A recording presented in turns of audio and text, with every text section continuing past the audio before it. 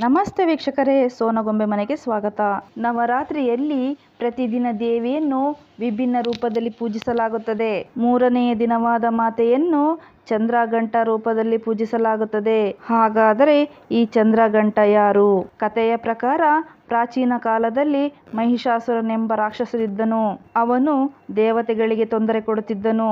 ನಂತರ ಎಲ್ಲ ದೇವತೆಗಳು ತಮ್ಮ ಶಕ್ತಿಯಿಂದ ದೇವತೆಯನ್ನು ರೂಪಿಸಿದರು. ಈ ದೇವಿಯ ತಲೆಯ ಮೇಲೆ ಚಂದ್ರನು ಕುಳಿತಿದ್ದನು. ಆದ್ದರಿಂದ ಈ ಮಾತೆಗೆ ಚಂದ್ರಘಟ ಎಂಬ ಹೆಸರು ಬಂದಿತು. ಈ ದೇವಿಯು ಮಹಿಷಾಸುರನೊಂದಿಗೆ ಹೋರಾಡಿ ಅವನನ್ನು ಕೊಂದಳು. ಚಂದ್ರಘಂಟ ದೇವಿ ಪಾರ್ವತಿ ದೇವಿಯ ಮೂರನೇ ಅವತಾರ. ಈಕೆಗೆ 10 ಕೈಗಳಿವೆ.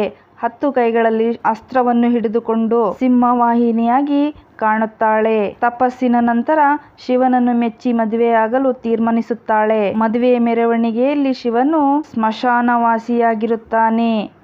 ಬೂದಿಯಿಂದ ಮುಚ್ಚಿದ ಶರೀರ, ಕೊರಳಿನಲ್ಲಿ ಸುತ್ತಿದ ಹಾವು, ಗಂಟಿನಂತೆ ಜಡೆ. ಅವನೊಂದಿಗೆ ದೆವ್ವಗಳು, ಪಿಶಾಚಿ ಗಣಗಳು, ಅಘೋರಿಗಳು ಇರುತ್ತಾರೆ. ಇದನ್ನು ನೋಡಿ ಪಾರ್ವತಿ ದೇವಿ ಮೂರ್ಛೆ ಹೋಗುತ್ತಾಳೆ.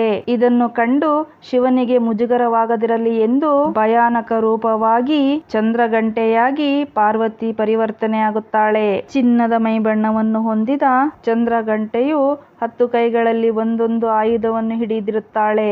ಆಗ ಶಿವನಿಗೆ ನಿಜರೂಪ ತಾಳಲು ಚಂದ್ರಘಂಟ ಪ್ರೇರೇಪಿಸುತ್ತಾಳೆ. ಪಾರ್ವತಿಯ ಮಾತಿಗೆ ಒಪ್ಪಿದ ಶಿವನು ತನ್ನ ನಿಜರೂಪ ತಾಳುತ್ತಾನೆ. ನಂತರ ಇಬ್ಬರ ಮದುವೆಯೂ ನಡೆಯುತ್ತದೆ.